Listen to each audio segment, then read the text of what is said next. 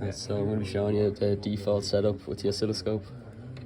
Just going to plug the wire into the one, and then we're going to plug the red and white end into the ground.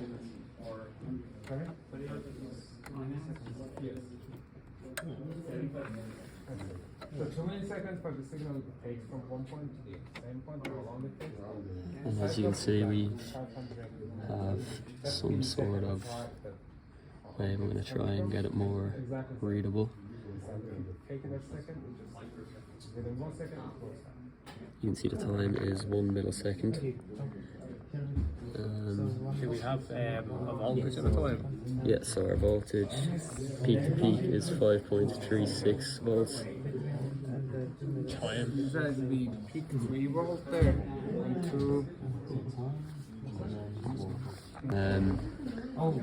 It's 1 millisecond. Our RMS is equal to 3.7 volts.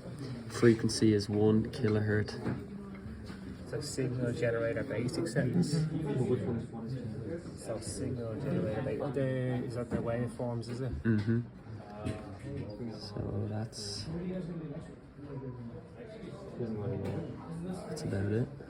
Was it the, remember you can go into, remember you had the settings down here, was it? That's for the next one. Right, so